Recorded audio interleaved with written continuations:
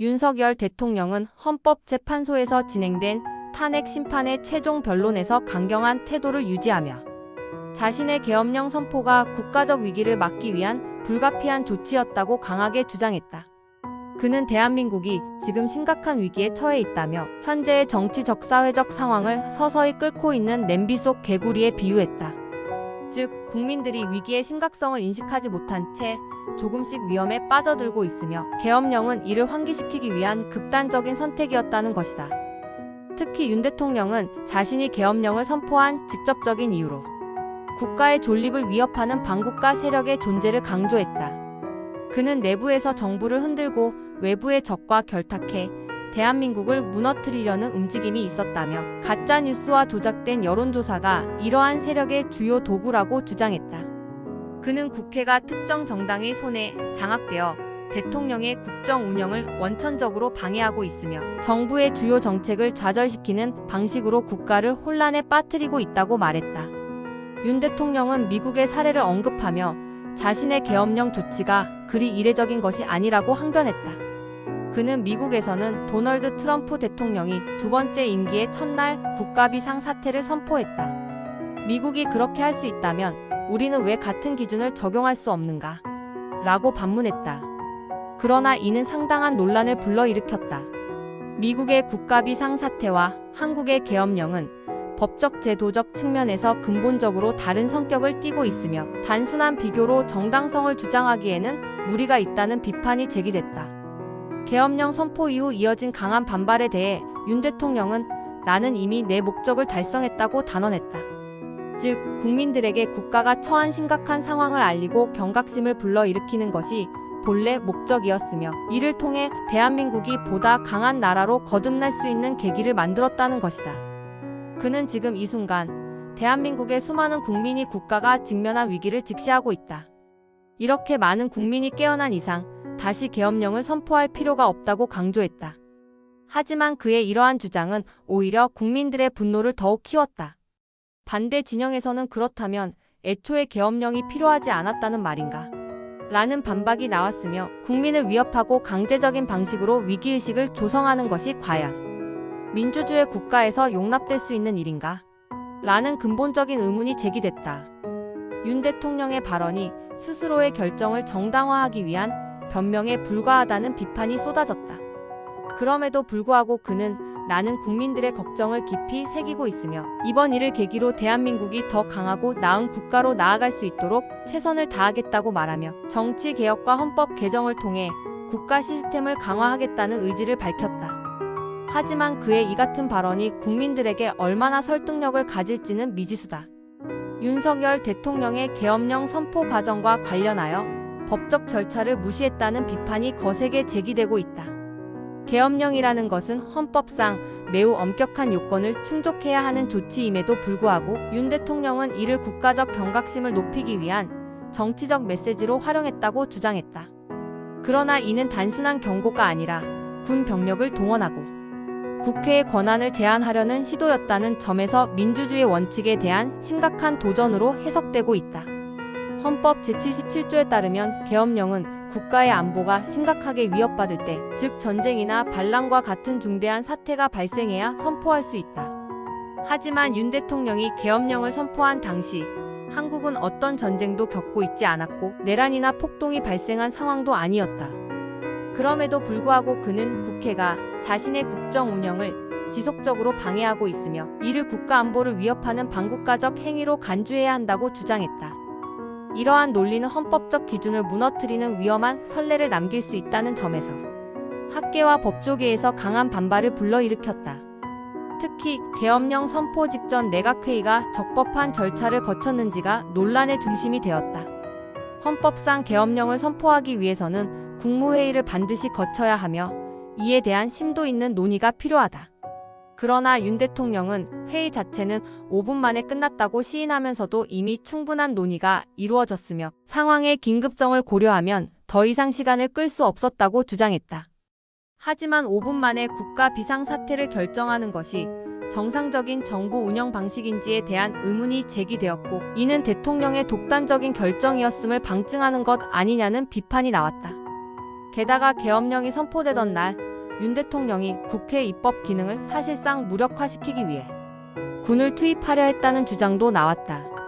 탄핵 심판 과정에서 전 특수전사령관 곽종근 중장은 윤 대통령이 국회의원들을 강제로 의사당에서 퇴출시키려 했다고 증언했다. 이는 대통령이 민주적 절차를 군사력을 이용해 무력화하려 했다는 정황을 보여주는 중대한 증언으로 평가된다. 윤 대통령은 이에 대해 만약 내가 국회의 결의를 막으려 했다면 오히려 의원들이 국회에 들어오지 못하도록 차단하는 것이 더 효과적이었을 것이라며 반박했지만 이는 사실상 자신의 개입을 우회적으로 인정한 것이나 다름없다는 분석이 나온다. 이러한 논란에도 불구하고 윤 대통령은 여전히 자신의 결정이 합헌적이며 정당했다고 주장하고 있다. 그는 이러한 논쟁은 결국 정치적 공격일 뿐이며 나는 국가를 지키기 위해 내가 해야 할 일을 했다고 말했다. 하지만 야당과 법조계는 대통령이 헌법과 법률을 개인적인 정치적 도구로 사용했다며 탄핵이 불가피하다는 입장을 고수하고 있다. 윤 대통령의 계엄령 선포 과정은 단순한 헌법 해석의 문제가 아니라 대한민국 민주주의의 근간을 뒤흔드는 사안으로 발전하고 있다. 윤석열 대통령의 계엄령 선포가 단순한 경고였다고 주장하는 가운데 국회 측은 이를 강력히 반박하며 실질적인 정권 유지 시도로 규정했다. 특히 국회 측 대리인으로 나선 더불어민주당 정청래 의원은 윤 대통령이 계엄령을 명목상으로만 선포한 것이 아니라 이를 실제로 실행하려 했다고 주장하며 군 병력을 국회로 이동시킨 것은 명백한 쿠데타적 행위라고 강하게 비판했다. 정 의원은 대통령이 단순한 경고, 메시지를 전달하기 위해 계엄령을 선포했다면 도대체 왜 군을 국회로 보냈는가? 라고 반문하며 국회의원들을 물리적으로 의사당에서 끌어내려는 시도 자체가 군사력을 이용한 권력 남용이라고 강조했다. 이는 계엄령이 실제로 시행될 가능성이 있었다는 점을 시사하며 윤 대통령의 주장을 정면으로 반박하는 핵심 논거가 되었다. 특히 탄핵 심판 과정에서 결정적인 증언이 나왔다. 전 특수전사령관 곽종근 중장은 윤 대통령이 계엄령 선포 이후 국회에서 이를 철회하려는 움직임이 일어나자 국회의원들을 강제로 퇴출시키라는 지시를 내렸다고 증언했다. 이는 대통령이 군을 동원해 국회의 정상적인 입법 절차를 물리적으로 방해하려 했다는 직접적인 증거로 평가된다.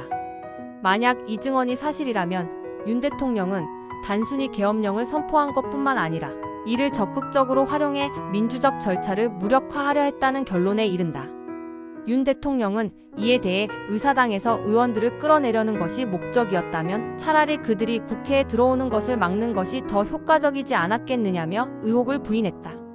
그러나 이 발언은 오히려 역효과를 불러왔다. 윤 대통령의 말 자체가 국회에서의 표결을 방해하려 했다는 정황을 암시하는 것으로 해석될 수 있기 때문이다.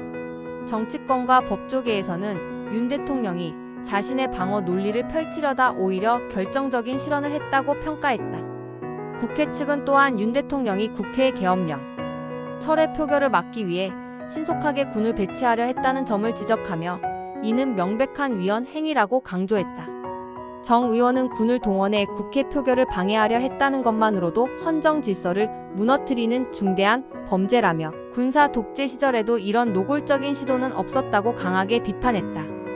뿐만 아니라 국회 측은 윤 대통령이 계속해서 반국가 세력이라는 표현을 사용하며 국민을 분열시키려 하고 있다고 주장했다.